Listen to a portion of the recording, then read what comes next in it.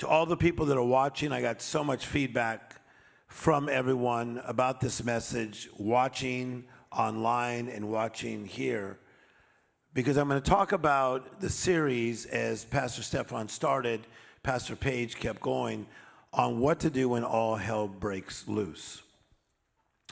James chapter 3, verse 13 through 17 in the New Living Translation says, if you are wise and understand God's ways, prove it by living an honorable life. I want you to say, I live an honorable life. It says, doing good works with humility that comes from wisdom. But if you are bitterly jealous and there is selfish ambition in your heart, don't cover up the truth with boasting and lying. So the writer James says this, he says, be careful of selfish ambition. The word ambition, as I said to you last week, means this desire for achievement, this desire for power, this desire for honor, and many times a desire for fame that is unhealthy. There is a difference between following a God's assignment and following your own personal ambition. This will continually be a fight in your life between your flesh and your spirit.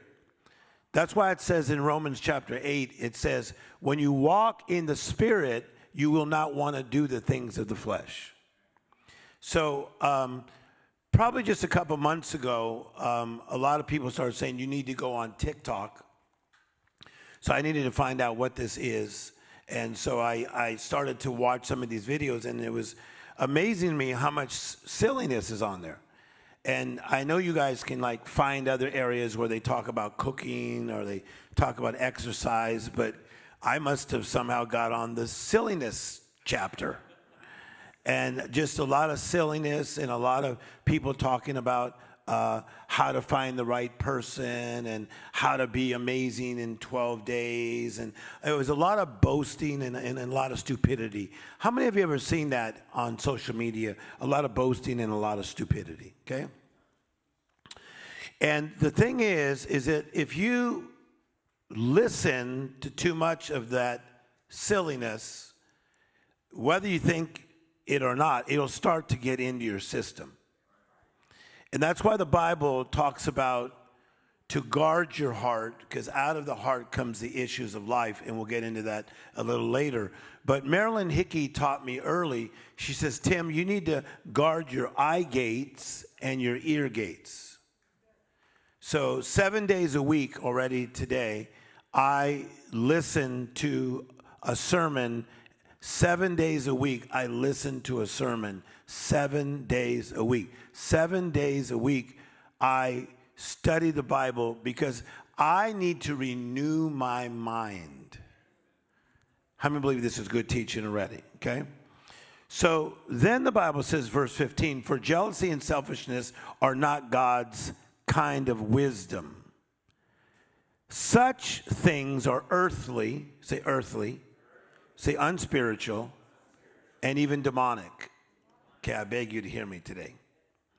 So the ways of God are really 1 Corinthians 13 I have in my notes, which is that love keeps no record of wrong. Love is not jealous. Love is kind. Love does not boast. And love does not even keep records of somebody else's wrong. So if there are people in your life that continue to remind you of what you used to be, it is earthly, unspiritual, and sometimes demonic. If you have a sister that constantly reminds you of what you used to be, how good is this already? Come on, people. It is earthly, unspiritual, and even demonic. If you have people that say that they are your friends and they continue to remind you of your faults and your setbacks, that is earthly, unspiritual, and even demonic. There's a famous star that I work with, and I said to this particular actor, I said, When they try to remind you again of what you used to be, give them a warning, give them a second warning, and if they keep asking you questions about what you used to be, just get up and walk out. So there's a famous YouTube video, he's one of the top 3 actors in the world, where you see this guy just going in on my friend and saying, what about when you were? What about when you were? And he warns him. And then he warns him again, and then the person keeps coming, he takes off the thing and walks out. So some people said, oh, how rude. No, how much wisdom is that? So I'm going to teach you how to deal with things when all hell breaks out. Because as I said last week, some of the hell is not going to come from the outside. It's going to come from somebody's inside. Verse 17. But the wisdom from above is first pure. It is peace-loving. Say, that's me. It is gentle at all times. Say, that's me. It's willing to yield to others. Say, that's me. It's full of mercy. Say, that's me. It's full of good deeds. Say, that's me. Isn't that powerful? It does not show favoritism, but it's always sincere. The word jealousy is a resentment against someone you deem as a rival. You could have created it in your own mind, to be honest. It is a person enjoying success or advantage, and somebody else says, that should be mine. I want what they've got. I deserve that. I know his past. I know their past. I should be there already. And if you're not careful, your lower nature will rise up and act this way, and you will be shocked at your own self. Jealousy, I write, is very close to envy. In fact, one psychologist says they're like next-door neighbors. Envy is a feeling of discontent. It's covetousness in regards to another person's advantages. It's seeing somebody that does really well in the space. Like, for instance, when I started in ministry, it was basically, as far as people of color, it was myself, it was Fred Price, and he's much older than me. He's now in heaven. He's my good friend. Then there's Carlton Pearson, who's about almost 10 years older than me. Miles Monroe, almost 10 years older than me. And I was a new kid on the block, and I was doing extremely well, speaking in the biggest mega churches in the world. And I said to you last week that all of a sudden, out of nowhere, on the inside lane came this guy, T.D. Jakes. T.D. Jakes took the world by storm, and still is. And next thing I know, I was speaking at a Azusa conference with my good friend Carlton Pearson, who might be watching, 8,000 people, and they would always talk about me. Could you imagine this guy's only 25, 26, 27, 28? And then the talk began, have you seen this guy, T.D. Jakes? But in my spirit, I promise you, not one time did I have jealousy, because I thought, he comes from a whole different lane, a whole different story. So the more I got to know Thomas Jakes, T.D. Jakes, and find out about him being challenged as a kid in West Virginia, feeling insecure about things in his life, finding his way, seeing his gift, I began to celebrate him and not just tolerate him. Now that I'm in the secular world and the Christian world, now you see everybody trying to talk to me about Tony Robbins. They go, look at Tony Robbins. My God, why don't you become like Tony Robbins? Why don't you scale like Tony Robbins? Tony Robbins is everywhere. A guy just said that to me Friday. He said, I could make you the next Tony Robbins. I said, I'm not trying to be the next something. You have been born an original. You don't want to die a copy. Your calling is specific, and it's unique, and it's intended only for you. Somebody clap your hands real loud right there. Somebody say, I get it. So what happens is that somebody who does not have an understanding of this, all of a sudden jealousy can get deep inside of them, this resentment. And what does jealousy do?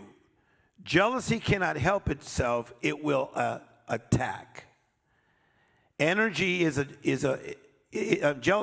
energy. Jealousy is a force. You could even go to breakfast with a jealous person and you think that it's correct. It's not correct. They're going to lie about what you said at breakfast. You can go to lunch with a person who's jealous and you think that you got it all right. You did not get it right. They're going to lie about what you said at lunch. Lift your hands if that's happened to you once. Because the jealousy is coming from somewhere. I said to you last week in the last 3 minutes of my talk, so I must build it today. Isaiah 14, verse 12 through 15, if you could write that up there. Isaiah 14, chapter 14, verse 12 says, how have you fallen from heaven, morning star, son of dawn? You have been cast down to earth. You once laid low the nations. You said in your heart, say, you said in your heart. This is Lucifer. This is the devil. He's about to say in his heart, I'll be greater than God. Can you imagine that? He says, I will ascend, this is Lucifer talking, to the heavens. I will raise my throne above the stars of God. I will sit enthroned on the mount of the assembly on the utmost heights of most Zaphon. Now listen to this. This is such an amazing thing because I said to you last week, there are 3 top angels in heaven. Say Michael, Gabriel, Lucifer. And I said that we've been working on this play with Paul Lambert, who's watching right now. We've been working on this play about angels. So we've been doing a lot of research about Michael, about Gabriel, about Lucifer. You please, I beg you to understand this. God the Father is God the Father. He is the God above every God. He is Jehovah Elyon. Can you please give that God a big giant clap? Come on. So notice that throughout history, not just on earth, but in heaven, darkness tries to rival Jehovah Elyon. God creates man, and there are men that say, there is not a God. God creates men, and there are people that say, I curse God. God creates men, and man says, you let me down. I thought you were going to be there for me. You let me down. I curse you. That's worse than a child cursing their parents. You catching this? So not only is this rebellion happening on earth, it happened in heaven. You have Michael, you have Gabriel, you have Lucifer, but I beg you to hear what I'm about to tell you. Michael is the warring angel. But when heaven was just flowing, there was nothing to war against. So he was just flowing around. Gabriel's the messenger. Who's he going to give a message to? We later see him give the message to Mary in Luke chapter 1, verse 26. You later see Gabriel activated in the Old Testament and the New Testament. But at that time, guys, he's just flowing around heaven in sync. But it is Lucifer who, according to the book of Ezekiel, was adorned with jewels. Ooh, this is so good. And he's feeling himself. And then he's also the worship leader of heaven. That's why worship is so important, because proper worship binds and breaks demonic forces. Clap your hands and shout. Come on, people. Have you ever been listening to music and it grates against your spirit? Lift your hands. Have you ever been listening to a good beat, but the lyrics are so bad, they grate against your spirit? Because you have to understand that sometimes the way that music is made in these studios is very demonic. And the enemy is actually anointing people. And I'm proud of you, Jim Rojas, because you've been in music for all these years, just released a new album. Give Jim Rojas a big clap. We've been friends since we were kids in Whittier, and he has a new album that's out. But he understands music, and there's music sometimes that uplifts you, could even be secular. But there's music that grates against you. So Lucifer was the anointed, gifted, angelic being. But then it said, you said in your heart, I will be greater. So I want to tell you something. There are people that you have been around for years that in their heart, they don't know why, but they want to get you. They could be at your job. They could be in your family. Come on, people. If you have a church, they could be in your church. You know, the enemy can put it into your own daughter, into your own son, that they don't know why, but they just want to get you. Do you know that the great Marvin Gaye was killed by his own father? Marvin Gaye, the great Marvin Gaye, was killed by his own father. This is a very common thing where family members will even kill another family member because the enemy puts it inside of them, break hell out on that person. See, again, we think all hell breaking loose is it's coming against me. Ephesians 6:12, put on the whole armor of God. That's part of it.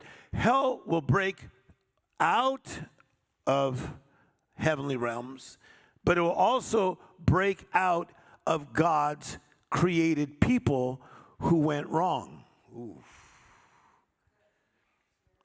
There are 1,000 references about the heart, in the motives of the heart in the Bible. Amongst them are the understanding heart, the merry heart, the wise heart, the broken heart, the pure heart, the proud and the jealous heart, here in Isaiah 14:12 through 15. The understanding heart, for those that like to take notes, is Proverbs 8:5. The merry heart, Proverbs 11:20. And then you guys can watch this over again. This is such great information. The wise heart is Proverbs 16:21. The broken heart, that's what I want to always have, is a broken, contrite heart, is Isaiah 61. A pure heart, that's what I always want to have, is Proverbs 24:4. But I do not want to have a proud and jealous heart, Isaiah 14:12 through 15. So what takes place is from this jealous heart, God says, here's what I got to do because you just don't get it. I have to cast you down. When somebody maintains a spirit of jealousy, God will find a way to silence them. Well, what do you mean by that? It's in my notes. God opposes the proud.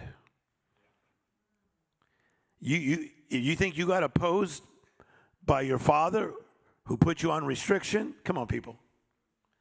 If you think you got opposed by your mother who put you on restriction, how would you like to be opposed by God, where God says, you know what?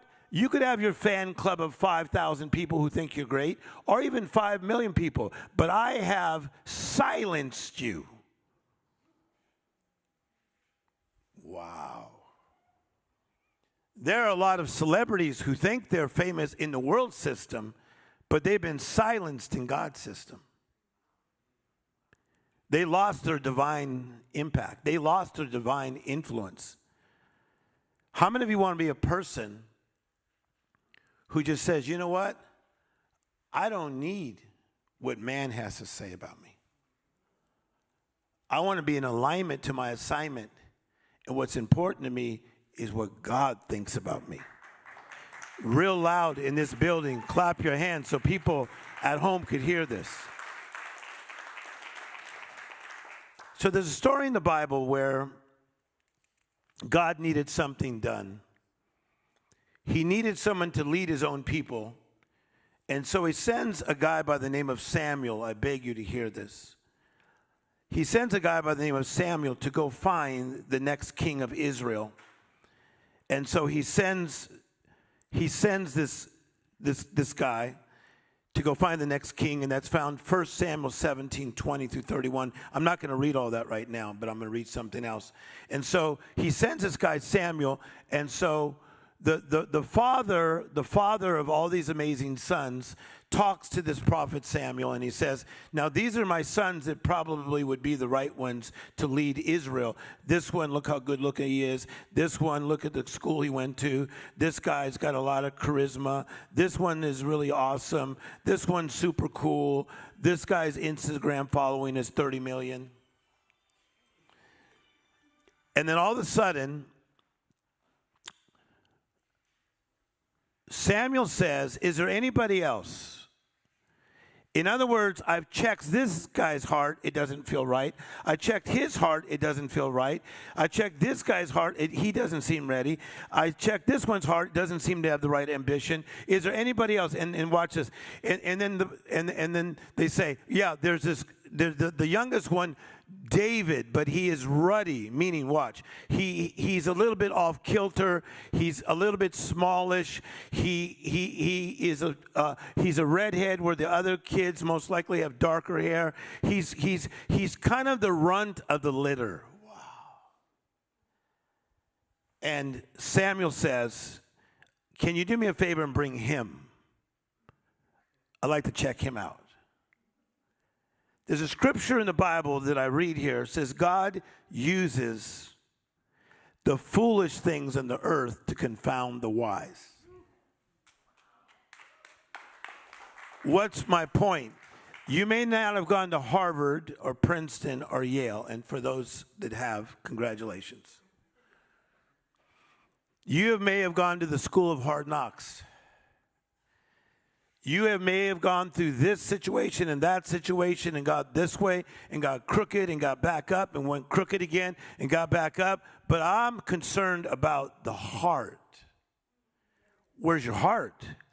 Where's your heart? Do you have, as I just quoted, do you have an understanding heart, a merry heart, a wise heart, a broken heart, a pure heart? Where's your heart? So Samuel says, for this type of task, for somebody to be directly under God, he must be in alignment to God's heart. Otherwise, it's not going to work. God must find somebody who is in alignment with God's heart, because you have to be in alignment with God's heart to follow God's plan.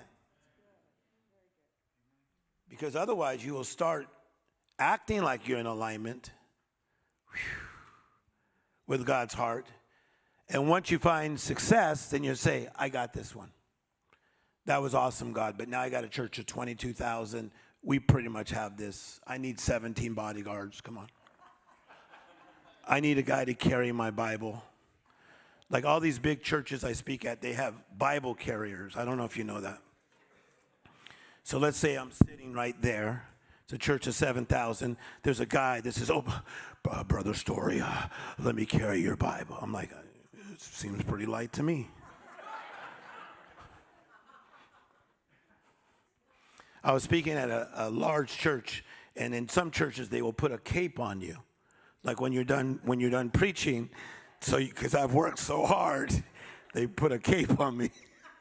And at the time, I was only 28 years of age, so I have a sense of humor. So they come up and first of all, when I went back to the pastor's lounge, one of the armor bearers, they call them, they said, your shoes are not completely polished. And I go, they look pretty good. And I promise you, out of nowhere came a guy polishing my shoes.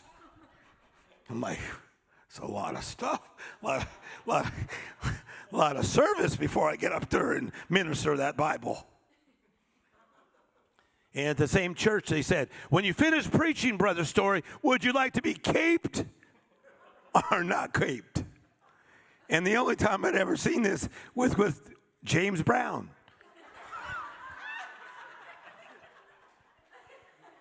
It's a true story.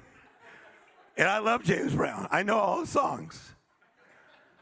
So I could just picture him. James Brown just working and sweating and doing the splits. And then that guy, Mazio, he would come up and he would put the cape on him, which meant like this, like, the brother has done enough. And then they put the cape on James, remember? Does anybody remember this? And I like James Brown, just trust me. And then he would walk away with the cape like. And so they said, would you like to be caped or not caped? I said, I'd like to be caped. is a true story. And I had that church going. I was doing all my best moves. I was boom. I was like, bah! I was kidding. And then I go, and I said, I'm done preaching. And then I waited. On cue came the cape. And I said, okay, walk like James Brown. I walked up.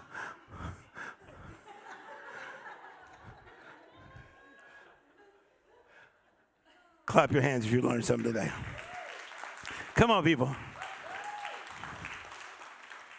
So,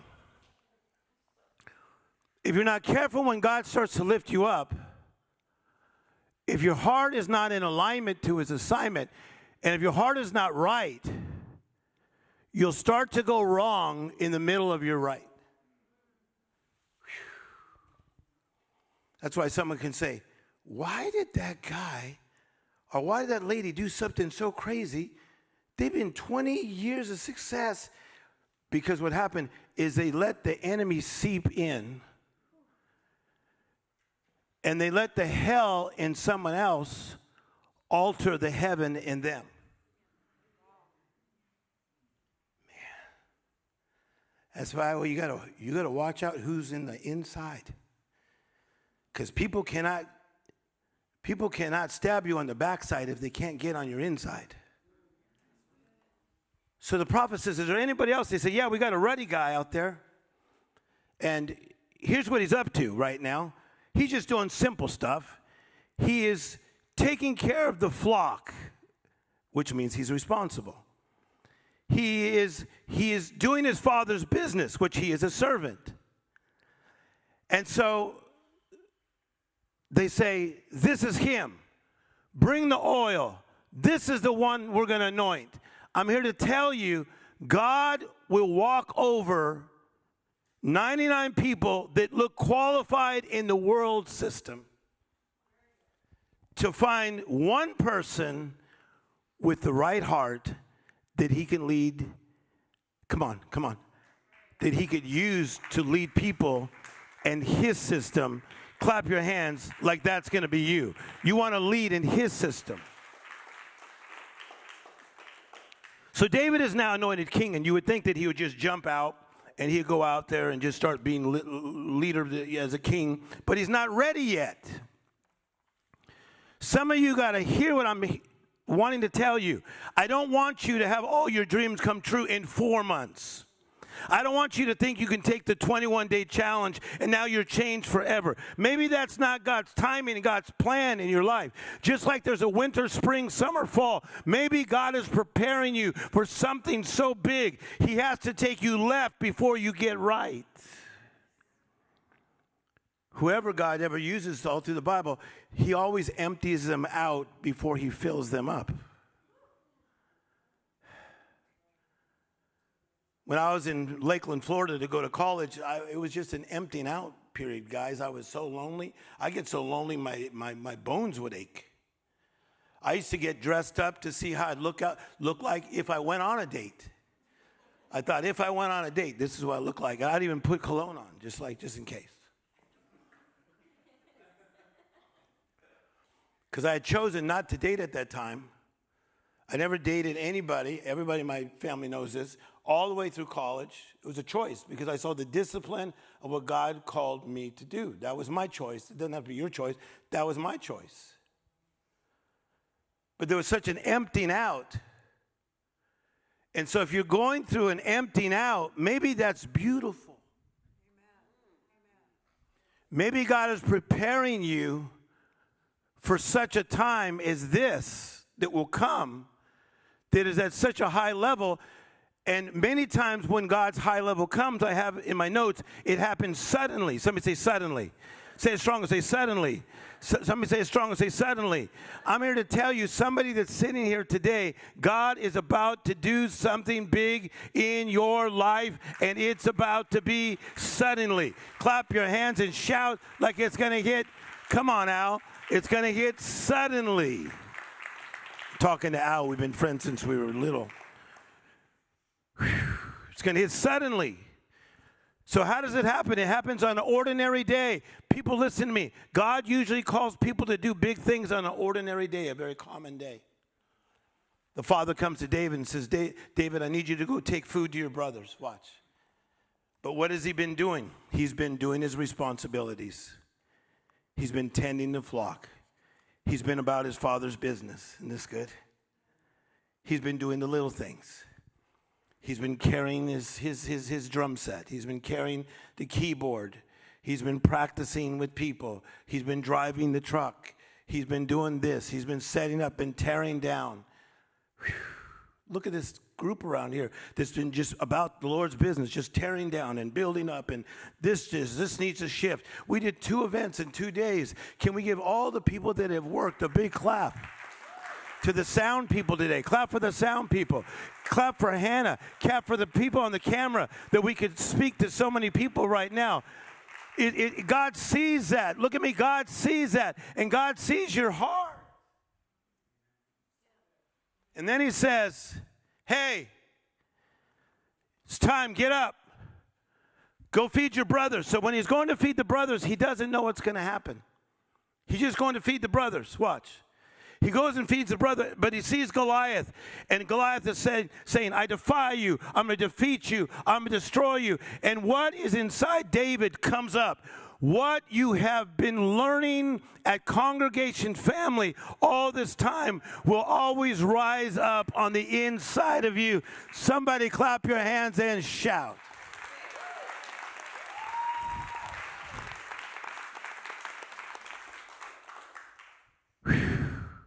And what David says in today's vernacular is, not today, Satan. Who's ever heard that term? Not today. Hey, not today, Satan. I got a friend, Chris Travis. Chris, you got to watch this because I'm talking about you. He's from Nashville, Tennessee area, Chattanooga, Tennessee area. And that's what he always says, not today, Satan. Like people try to get him to do something. He's like, not today, Satan. That's what David was saying. Goliath said, I'm going to defy you. I'm going to defeat you. What he said is, not today, Satan. So David says, what will be done for the man who kills this uncircumcised Philistine? But here comes his jealous brother. I got 3 minutes to talk. Now watch this. His jealous brother, Eliab, E-L-I-A-B, his jealous brother Eliab comes up and attacks his little brother and says, he says, David, who did you leave the sheep with? Like he really cared. When people ask you too many questions, beware. Who did you leave the sheep with?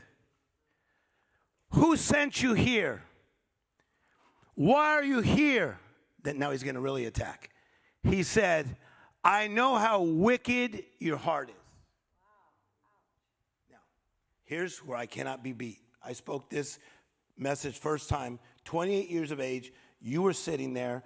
I was speaking for Morris Cirillo at the Anaheim Convention Center in front of 8,000 people, and I rocked that place with this message. Now hear me. Because right before David is about to do his greatest act at that time, take down the giant, comes his own relative. You're wicked. You got a wicked heart. Go home. Interesting how the enemy uses the inside to get you on the backside.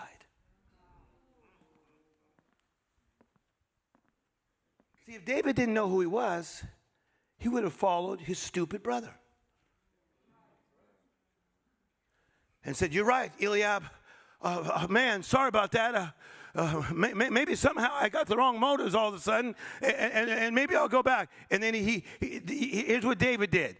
And this is where every place I've ever spoken this message, I've spoken this message in over 30 countries of the world. I've spoken this message to up to 40,000 people at one time. And every spiritual leader says, oh my God, what a message. Marilyn Hickey says, Tim, you have spoken great things. But oh my God, the way you break this down is amazing. Because here's what I say, which is originally mine. Before your appointed ascension will always come the devil's attempted assassination. He will not try to assassinate you if you don't have anything. Before your God-appointed ascension comes the devil's attempted assassination. He uses his own brother. So what David does, instead of listening to the spirit of jealousy coming from his brother that attacks, we're talking about when hell breaks loose. Hell's breaking loose through his brother. And says, go home, go home, go home. If he went home, he would not defeat the giant. And history would be changed. Some of you went home when you shouldn't have gone home.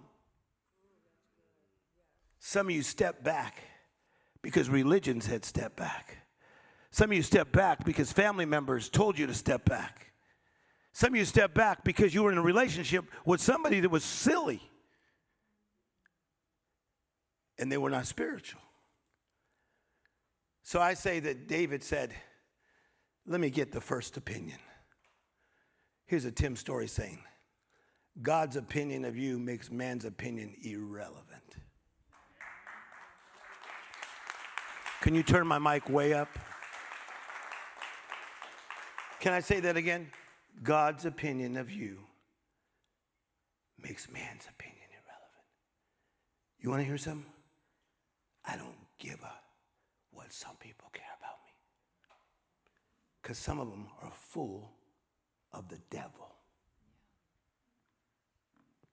You think I'm speaking at a big conference saying, like me, like me, like me, like me, like me, like me. Am I doing well? Did you like it? Did everybody like it? I'm under assignment.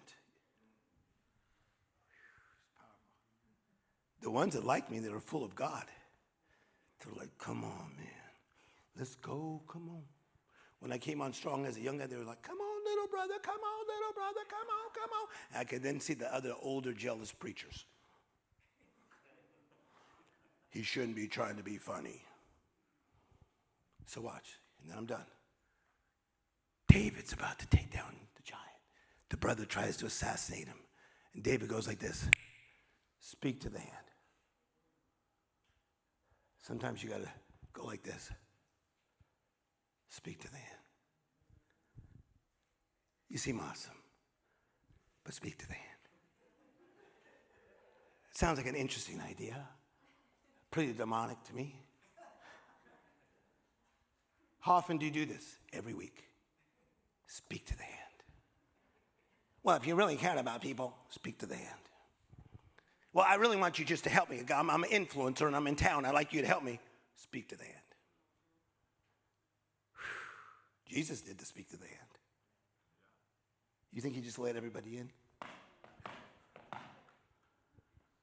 David does a speak to the hand, and he says to his brother, I disagree. And in the Hebrew, it says, he turned his back on his brother and fought his giant. Now watch, there are people you have to turn your back for a season. Callie, if you can come up here. There are people I've had to turn my back on for a season. Because I know they're hating on me. Are you with me? So I can't text them back with emojis.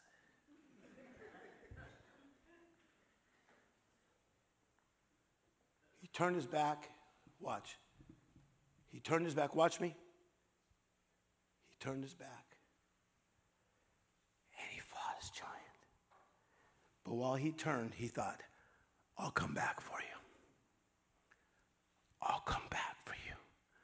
I never turn my back without thinking, I'll give him another chance. But right now, I can't let the devil and you stop me. I'm done speaking. Clap your hands. Come on, clap your hands real loud if you learned something.